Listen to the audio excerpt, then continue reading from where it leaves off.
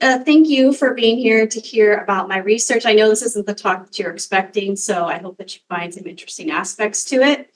Given the theme of the symposium, I tried to pick a couple of vignettes that really focused on this idea of variation across space and time, which was easy because this is something I think about quite a bit. In my heart, the number one thing I'm interested in is understanding the evolution and ecology of reproductive systems. I think that when you harness this knowledge, you can understand a lot about the ecology and evolution of the systems that are out in nature. And I'm not alone in this philosophy. And I'm really fortunate because although many organisms, both prokaryotic and eukaryotic, have really interesting, variable, diverse, and funky reproductive systems, I'm of the frame of thought that flowering plants as a taxa have the most incredibly diverse and impressive reproductive systems of maybe any other organisms on Earth. And I think I can say this in this room without getting too much evil eye. Other rooms, I get kind of this look. And we could do a whole lecture on this variation in reproductive systems that just talked about, variation in sort of the expression of stigmas and anthers temporally and spatially. We all know these systems and love them. In my time as someone who's been interested in this stuff since I was an undergraduate, I've worked largely on flowering plants that are hermaphroditic. And even within these systems, there's an enormous amount of variation in the expression of receptibility of stigmas and anthers, expression of self-incompatibility, pollination ecology. And so I'm showing you just a range of the species that I've worked on. But something that Kurt and I joke about is that at some point I started studying this is me wanting to walk away, this really cute purple plant here, which is Triadenus. And it seems like I just never looked back. I think more accurate is that now I've developed this as a study system that me and my students are really interested in, but it's really, really fun. So that's what I'm going to talk about today, starting with talking about its breeding system. And I'm really excited because oftentimes when I'm in a room of mixed biologists, I have to slow way down on this and they're not sure why it's going to be interesting, but I know that this crowd will be innately sort of interested in this idea. So all species in the genus Triadenus exhibit something called dimorphic pleistogamy. So this means that they really have two types of flowers that they make. One type of flower you're seeing here in the first box. Now I circled the capsule, obviously, so there's no showy parts here. It still has both male and female reproductive organs. It still goes through pollination. It just obligately self-fertilizes. There's no potential for outcrossing. That's the flower, that whole unit. That's called pleistogamous. And if you're interested in etymology, that kind of means closed marriage, which I think is kind of funny. Every single individual and every single species of Triadenus also makes open, showy flowers. These are these cute purple flowers that you see in the other picture. Now, these obviously are open for cross-pollination.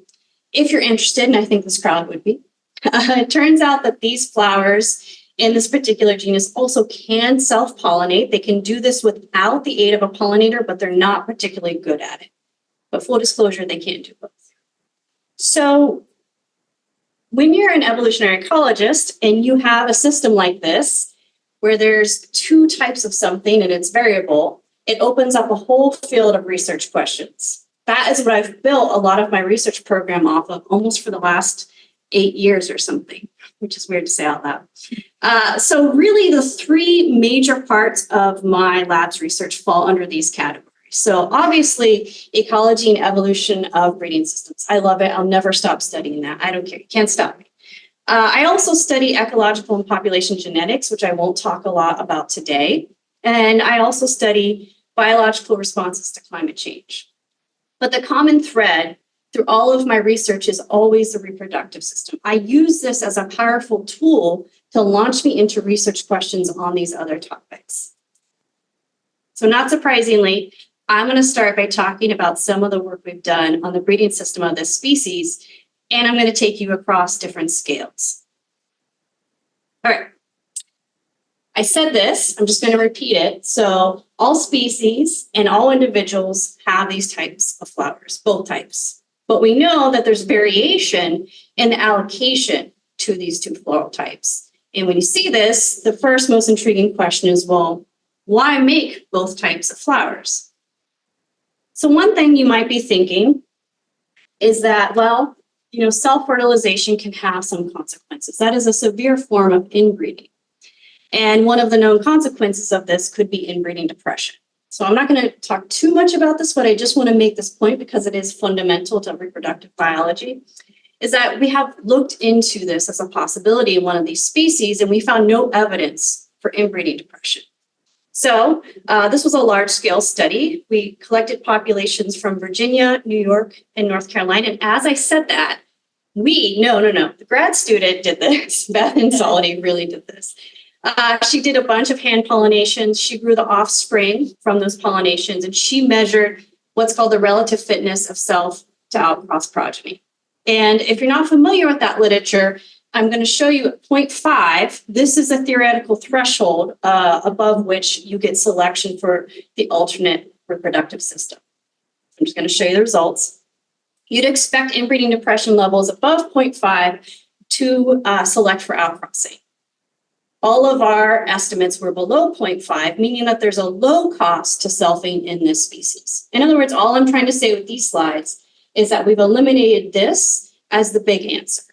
So we've eliminated this as the big answer. So why make both types of flowers, particularly since making purple open flowers must be more costly than making those closed flowers, right? If there isn't a huge consequence to self-fertilization, why not allocate more resources into that floral type? So I'm going to show you some other work that Beth Insaldi did across a really large spatial scale. And in this work, she was able to go out to the field and collect a bunch of individuals from populations and get a population estimate of allocation to open or closed flowers.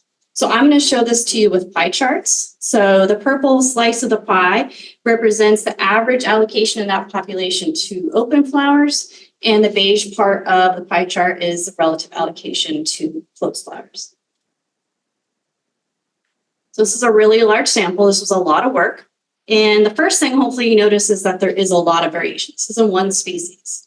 This is wonderful as an evolutionary ecologist. I'm excited about this because this is something we can base a lot of research off in my lab. And so she confirmed, yes, there's a lot of variation. What else could drive this variation in allocation to two floral types? I sort of hinted at it. The open flowers are likely more costly. So the next likely explanation has to do with resources, right? And so as a first sort of attempt to try to get at this, Beth took abiotic factors that were spatially associated with each of these data points. In other words, she downloaded climatic and soil variables for each of these spatially explicit points, and she did something called an ordinary least squared model to determine if these points could be highly predictive of allocation to this reproductive system. Essentially, yes. So abiotic factors do a really good job of predicting how much allocation a population will do to open or close flowers. But these models have limits, right? So as someone who's interested in ecology, what I'd really like to say is that this factor X results in greater allocation to open flowers. And that's really hard to tease apart from this type of data. However, as Nancy said at the beginning, we are in a time of change.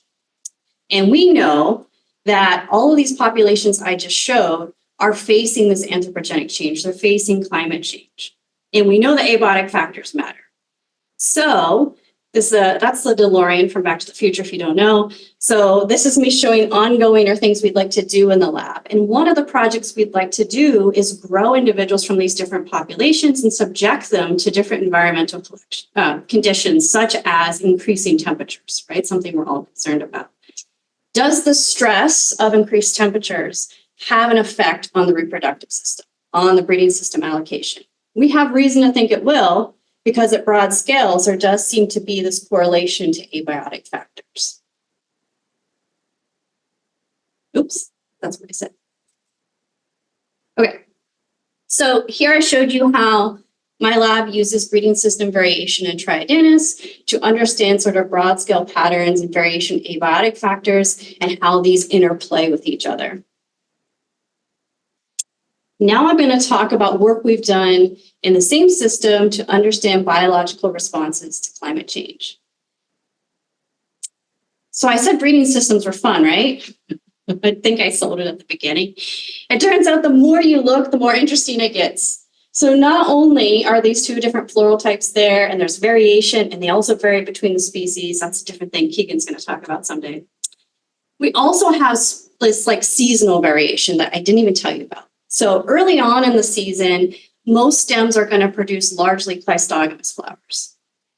In the middle of the season, they're largely going to produce open flowers, and then some individuals will end the season with a few more closed flowers. There's so much research you could do just understanding this. And this data, the reason we know this exists, is looking at data that was collected by natural historians way before we even looked at Triadanus. Of course, we've confirmed it ourselves. Okay, so you've probably seen a lot of studies that look at shifts in flowering time associated with climate change, right? And as these studies became prolific, they were becoming published rapidly, there was a call to sort of standardize the way we were accounting for flowering time. Some people were publishing studies on things like first flower or first leaf out, depending on what aspect of phenology you were interested in. Another way to look at it, and there's been a push for this, is to identify something called the peak flowering window, okay? Or sometimes people will quantify this, like 50% of flowers are open, because this is somewhat more standardized and less susceptible to, say, stochastic effects of a random individual that happens to flower early, but it isn't representative of the population. Well, we're lucky because due to that seasonal variation, when you have open flowers on a voucher in an herbarium, you have some confidence that you are identifying close to that peak flowering window because the cleistogamous flowers have mainly come and gone, and now you're looking at open flowers. We're also lucky that Triadanus, particularly a few species of them, are exceedingly common, and I think they're very cute, and I think botanists agree because they are often hundreds and hundreds, if not thousands of them in herbarium. So we harnessed the power of this really rich data set. That was a big sort of like build up to nothing to collect a massive amount of data on this species. So when this was published in 2019 by Colette Burt, it was at that point one of, if not the largest data set on a single species to date looking at flowering time phenology. Now, you obviously will notice that this is artificially contracted to just the continuous US, which is not really what that landmass looks like. The reason for that is there are relatively few digitized herbaria specimens outside of the continuous US that we're able to use, but the range does go down into Mexico, Central America, South America. It would be wonderful to add those data. The other reason that it's constrained to this geographic area is just to do with the availability of climatic data. So the particular data set that we use, a PRISM data set, is really confined to the continuous US with relatively few data points outside.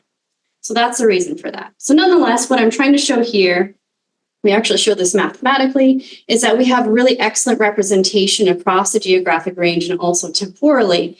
This is a 150-year-old data set. So this is a really massive data set.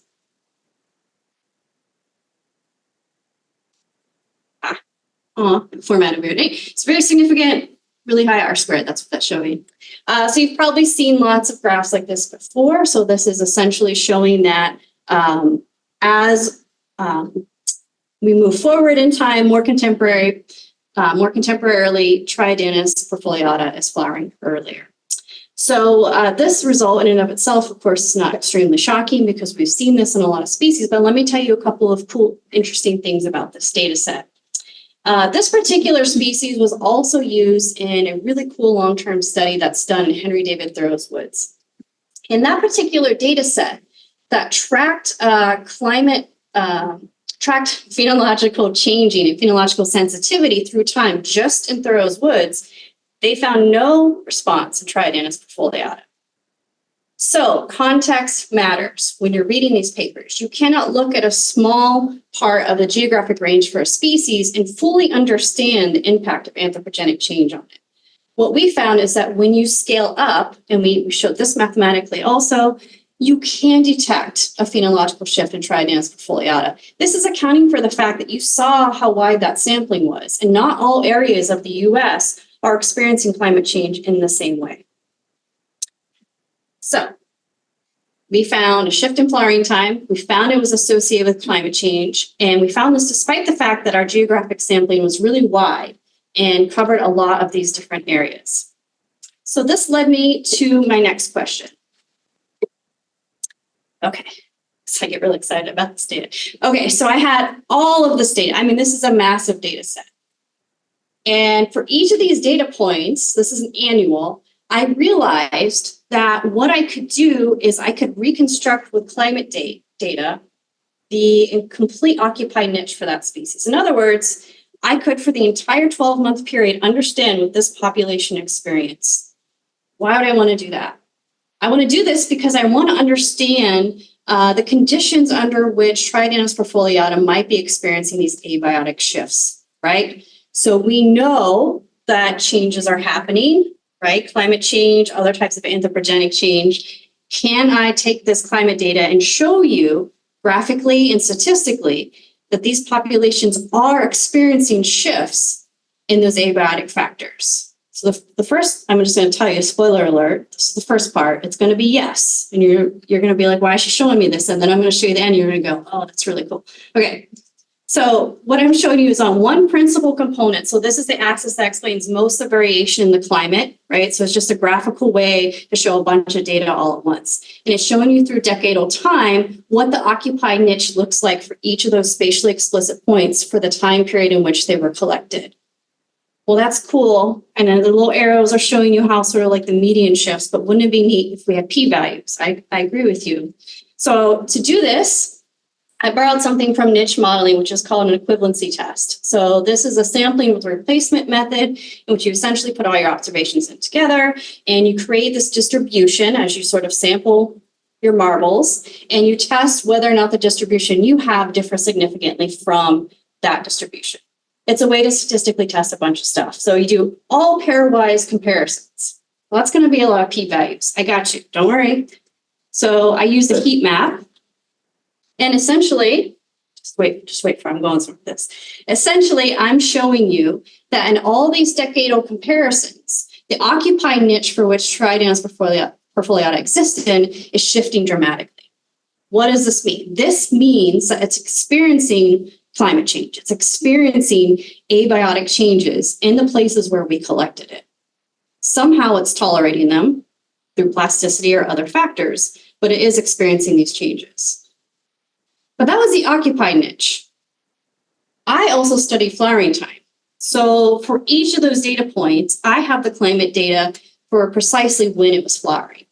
And I want to tell you how I figured out to do this study, which I haven't published yet, but I really need to do. The way I figured out to do this study was by looking at my data. So all this stuff looks fancy and clean. I hope it looks nice to you. It's the nice version of the figures. I was just looking at the data. And I made this observation. I was like, it's always flowering at the same temperatures. Like it doesn't matter if it's in Maine or Texas or Kansas. So it turns out we can look at just within the occupied niche, we can look at when it's flowering and we can look at what that niche space looks like. And again, you can look at this and I can say it's not really changing that much. It's not super convincing graphically, but it's nice. It looks cool, right? We can look at the variation on this principal component. What we really want to see is that heat map of p-values.